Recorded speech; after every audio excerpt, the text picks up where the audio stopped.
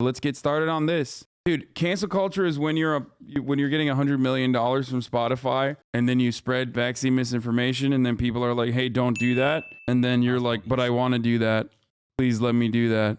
That's cancel culture. All right, I got to pee.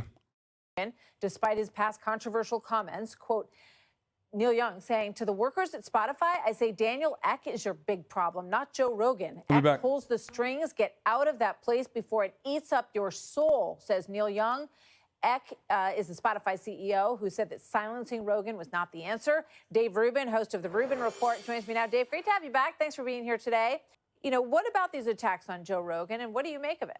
He became more powerful than CNN. He became more powerful than the New York Times, the Washington Post, and everywhere else. That's why everyone's trying to take him out. Nobody thinks that Joe Rogan, because of some words that he said 10 years ago in a non-pejorative way, I mean, he was often quoting other people saying words in a negative way to make fun of them. Nobody thinks he's a racist. But Neil Young, I just checked on YouTube myself. Neil Young is still on YouTube, and you're not going to believe this. The scary Joe Rogan is also on YouTube. So Neil Young, if you're watching Fox, put your money where your mouth is, man. Don't just get off Spotify, get off YouTube. And you're going to have a lot of other places you're going to have to leave as well. About this Rumble offer, they've offered him $100 million, which is what he got from Spotify. And as you say, he's the most popular podcast in the entire country, if not the entire world. He has an enormous contract with Spotify because... Remember how I've talked about cancel culture not being real, even though like I've been canceled more times than most people, including Joe Rogan, and that the reason why everybody loves talking about cancel culture is because like it actually does technically make content creators, famous content creators, feel as though they might get punished in the form of criticism. You know what I mean? All this stuff. The reason why people fucking talk about cancel culture nonstop, yes, 122 is how long it took for me to pee. The reason why people talk about cancel culture nonstop is because it's one way to make it seem like these eminently powerful, incredibly powerful celebrity superstars to appear as though they are just like the everyday common person, okay? If you work at a Jiffy Lube, cancel culture will strike at any given moment for you. And what I mean by that is not necessarily, you'll get canceled because you said something, but I mean like cancel culture in the form of like actual material consequences for you will happen at an at-will employment place no matter what. It's just, that's something that the American government has fought hard, has been lobbied by mega corporations and just the wealthy capitalists in general to create a system where you can get fucking fired for any given thing. That's very real. That's not real for someone who has developed a gigantic audience for themselves, that has been able to get millions of dollars in fucking deals and shit like that. It's not real. It's not going to happen. It's something that people hit me with all the fucking time. I mean, think about it this way. I mean, even today, even like since yesterday and today, people are trying to be like, dude, you deserve to be canceled because you're like stealing hardworking labor from the fucking other YouTube content creators who most of them, the overwhelming majority of which appreciate when you watch their videos, but like, we're going to fucking cry about it. Like that's not real. It's not a real thing. Like people can come in here and be like, they're beating your ass in the QRTs, but ultimately that's not a real fucking thing at all, right? Or when you buy a fucking car, like, oh my God, cancel culture. Like it's not real. I could constantly fucking cry about cancel culture and be like, look how much they're attacking me. Look how fucking terrible it is. My life is so terrible. Cancel culture is so real. It's so bad. But it doesn't mean anything. It's like completely fucking meaningless. Neil claims to not want to work on a platform with Rogan, yet he exists on the same world as Rogan. Curious? Yeah. But it does make you seem... I love that they always ask another white person if another white person is racist. Trust me, you don't want them to ask a black person because they'll find a fucking black person that'll say, no, that person is not racist. And it'll frustrate you even further. So, that can happen as well, for the record. Hasan, you're going to lose the midterms? Me? Like, I'm going to lose the midterms? Yes. Yeah, it's not like there's a shortage of black Republicans that will come on and love to talk about how Joe Rogan is not racist at all. What's your take on ContraPoint's more personal take on cancel culture's existent form and deleterious effects? I mean, it does hurt discourse for the most part, okay, but it's totally avoidable. And the people that think cancel culture is unavoidable and awful, like, I mean, I've seen the impacts personally in my life. It bums me out. It upsets me. It has the capacity to stop other people from finding my content. It's the reason why there's so many fucking weirdo furries on the internet right now with anime avatars and furry avatars that are saying all you do is, you know, move away from the camera and play videos, and that's what you do. That's not what I do. It's the opposite of what I do, but like you think that because someone went through the effort to like, you know, build a library of content that makes it seem like that's all I do. And that sucks. It hurts. You hear it nonstop. It has the capacity to like upset you. It has the capacity to like hurt your feelings. It can be a little overwhelming. You know, I've had a string of fucking cancellations over the course of months and months and months since I bought the house that really bummed me out at a certain point. At the end, it's still, you know, this community is more powerful than it's been. Community is larger than it's ever been. It's not real. It's not a real thing as long as you like, you know, put your fucking head down and you keep trucking. Same with Joe Rogan. Even if you do something that's deserving or worthy of like genuine criticism, it still doesn't matter.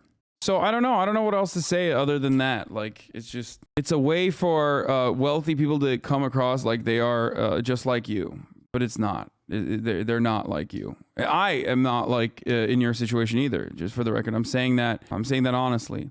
It has the capacity to hurt you. It has the capacity to like hurt your opportunities. Nobody likes being smeared for fucking, you know, months on end by people who are just straight up lying about you, obviously, right? But it is what it fucking is. I know. I wish I had a better. I wish I had a better solution for it. But just know you've had a profound effect of converting a bunch of reactionary shits like me to be more leftist and more empathetic. That's great. I mean, I'm happy. That's why I do it.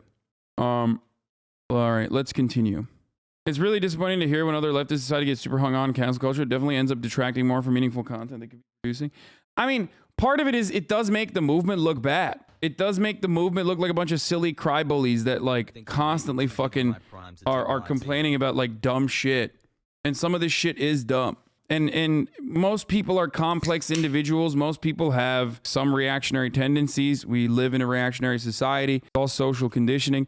So you're basically denying like a real human condition of being imperfect and having reactionary tendencies when you constantly declare that like every individual, every independent content creator is supposed to be like a brand. And even brands are only doing that for marketing.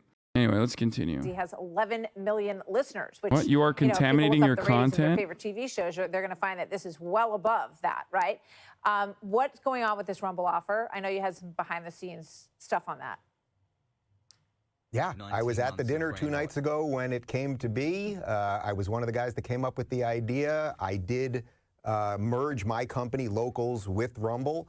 So I am somewhat involved in all of this. I can tell you, Rogan, if you're watching, the deal is 100% legit. And if you want more money, maybe we can negotiate. Rumble is here to allow people to say what they want. Like, what's up, dude? That's like, this is an honest dialogue. You literally brought a dude who has like a financial interest in Joe Rogan moving over to the company. Like, that's crazy. Like, how the fuck, dude? It's just so weird that like, this is what the honest non-mainstream media does. Can you imagine? Like, CNN does this all the time. Who do they do that with? With motherfucking defense contractors or with people that are like lobbyists or have done like underwriting for, I don't know, the pharmaceutical industry. You know what I mean? And then they come on and they fucking shit on Medicare for all. They do that. But if they were to do that on like an issue where, if CNN was to do that on an issue about Joe Rogan, for example, they would get understandably criticized. They'd be like, this sucks. This is crazy. I want to say we would love to take his entire catalog, all the ones that Spotify deleted before he signed with them and the ones that have subsequently gone off, the entire thing. We'll put it all up on Rumble. He can say whatever he wants. And he can also, Spotify is literally defending Joe Rogan. So what's the extra defense that like Rumble he already got a fucking big cut in his audience to go to Spotify because it's like pumped full of fucking ads. And, you know, there is some editorial control over what he can and can't say. What is Rumble going to offer? Even less fucking people watching him? But then also he can say the N-word all the time? Like, don't worry, we're giving you the N-word pass? Like, what? Oh, thanks, man. It seems sick. He gets his deleted episodes back? Yeah, I guess that, but... Take the money and run. I mean, this is a great opportunity. You know, he apologized, and I don't begrudge him for whatever pressures came to bear on him. He had to make choices for himself and his family, and that's all just fine. But there's a great opportunity here, not to just make the money. Okay, the guy's got plenty of money, that's fine. but to stand up for what's right, because nobody, really, Martha, nobody thinks this guy's a racist. Nobody thinks he's a bad dude except the amorphous mob, and we just need more people to stand up against it. Dave, thank you very much. Great to see you today. I'm Steve Doocy. I'm Brian Kilmeade. And I'm Yeah, sick. Joe Rogan himself said that he's a victim and has slammed the clip of him using racial slurs as a political hit job. That is real, by the way. That is true. Like, I'm sorry. I hate to be the fucking bearer of bad news. That is real. Like, they came after him for the fucking COVID misinformation, which is understandable and correct. So then they turned around and there was like, that's not enough. It didn't actually impact Joe in the way that we want to. So they fucking literally resurfaced like old ass fucking clips of him saying the N-word. You can say I'm defending him. It is true though. It's fucking true. It's true. The number one fucking thing. The number one thing I say all the time is if someone has already stopped doing something and if someone has already stopped doing something and you just like resurface it to be like, wow, that's crazy. He's doing this, then like you're fucking dick. Who are they? Is it an organized group? It's not like the fucking Oppo research people. It's just like Twitter users like Midas Touch who did that.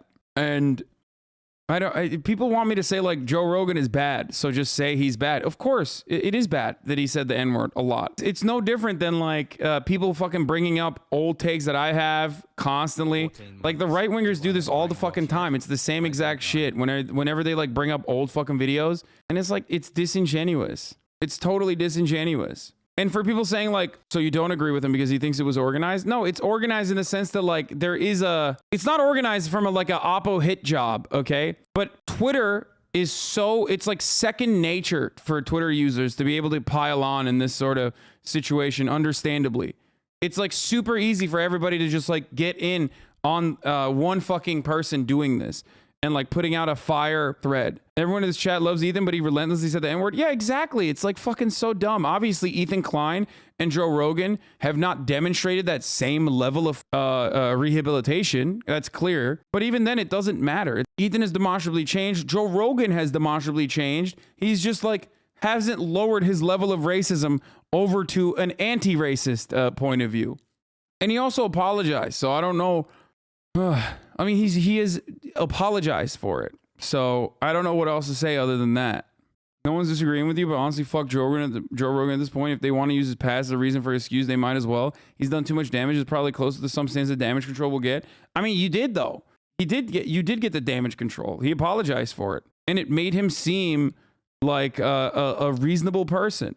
It made him seem like a normal, reasonable person in the eyes of people who are Normans, who actually fucking see themselves as like closer to Joe Rogan than they ever would to someone like you. I was an ex. In those people's eyes, Joe Rogan apologized really well, actually. Chad needs to keep this energy for people that are actively being racist right now, not 10 years ago. Yeah, that's how I feel about it. I agree with you that the compilation was an opportunistic and Twitter thing, but this apology went and showed how his mindset is mostly the same. N-word apology was fine, but that was low-hanging fruit. Yeah, this makes him look like a victim and moves the conversation away from his real problems. Yeah, exactly. That's precisely what this looks like to the Normans. And if you do care about optics, at least to a certain degree, like, you have to understand that. Apology fixes everything. No, but in a situation like this, what else do you want to do? Like donate to black people's cash apps? Is that what you're gonna say? God, rad libs are so fucking unbearable, dude. Anyway, when is the Dave Chappelle segment? Gonna go to sleep soon. It's coming. Joe Rogan weighed in again on the controversy over his repeated use of the N-word in his podcast and Spotify's removal of dozens of past episodes because of his racially insensitive language, and this time played the victim card. Last Friday, Spotify pulled 70 episodes of the Joe Rogan Experience from his platform, dating from 2009 to 2018, which the streamer said it did at the request of Rogan and his team. That came after singer India Arie last week said she was pulling her music and podcast off Spotify, citing Rogan's language around race. She reposted a video on Instagram compiling 24 times Rogan used the N-word on his podcast, and the resurfaced clip soon went viral. Rogan addressed the situation on Tuesday's episode of his podcast, which exclusively distributed by Spotify. The video that has been always out there, it's like, this is a political hit job, Rogan said, and he continued. And so they're taking all this stuff I've ever said that is wrong and smushing it all together. And it's true, they did do that. They did do that. And they have done that to me, and they can easily do that to me. Right-wingers do it all the time. Liberals can do it as well. It doesn't matter. They did that. That's real. That's a real thing that happened. By the way, yeah, of course, it's, once again, you are correct, Shy Ho. It is not my apology to accept, clearly. but it is my perspective. Like, you might disagree with my perspective, and that's something that I admit all the time. I'm a white person. I'm not only a white person, but a white person that did not even grow up in the United States of America. So obviously my relationship with racism is very different than the average American white person, and definitely way, way different than the average American black person, obviously. Thanks. The things he has said is something so deeply ingrained. There's no way he's not racist still. Oh, dude, I'm not even saying Joe Rogan is not racist. There's a degree of racism amongst most people that have grown up in a fucking white supremacist country. And Joe Rogan has just like dialed back the levels of racism. He's not like a fucking tier 3 racist. He's like a tier 1 racist now. Okay, that's it.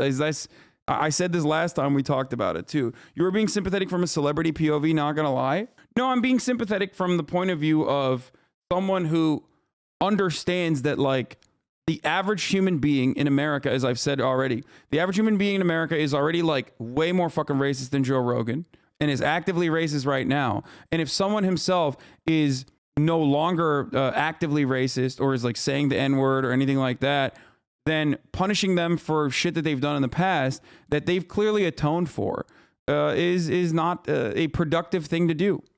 Especially considering that the overwhelming majority of people will look to this and continue being racist, and then also say, look, these people want so much more. All whites born racist? I mean, no, but black people are born into a white supremacist country and have white supremacist adjacent experiences that literally manifest itself in internalized hatred. So it's just the truth. It's just the unfathomable, unavoidable, and very sad reality that, yes, if you're taught in under a white supremacist curriculum, if you're taught in a white supremacist country, if you're surrounded by people who normalize white supremacist attitudes, then of course you're also going to feel that way. There are fucking people, there are black people that don't know about, like the bombing of Black Wall Street. Like, that's crazy to me. How is a simple apology going to atone for the extent of his words? There is not anything else that you can do. It's just the first step. And the second step is stopping and not repeating it. And considering that Joe Rogan had already reached the second step, that's the reason why I'm saying, like, people go overboard for stuff like this. That's why I get more upset about the COVID misinformation. That's why I think the COVID misinformation is fucking worse than like his racism in the past, because he's like actively fucking misinforming people, white people, black people, everyone, into not getting the vaccine, being afraid of the vaccine. All this shit. His transphobia is actively harming people. He's like, if he's still doing the same level of fucking racist rhetoric, then yeah, that's understandable. My take from a couple days ago, as a black guy, it's a decent apology for what it is. Him saying he was racist then won't change the fact that he said what he said. It's just lip service at the end of the day. Yeah, for sure. For the record, I'm not even saying like you shouldn't be upset at Joe Rogan. Like, if you want to, if you're a black person and you've heard Joe Rogan speak this way, like people that you've heard speak this way a million times over, right? It's understandable, of course. That's why I say it's not my apology to take. I get it, and go after him if you want. But as far as my personal point of view, it's like he's better than the very, very low bar that we've set, or that I've set at least. At the same time, Rogan said it's good because it makes me address some shit that I really wish wasn't out there.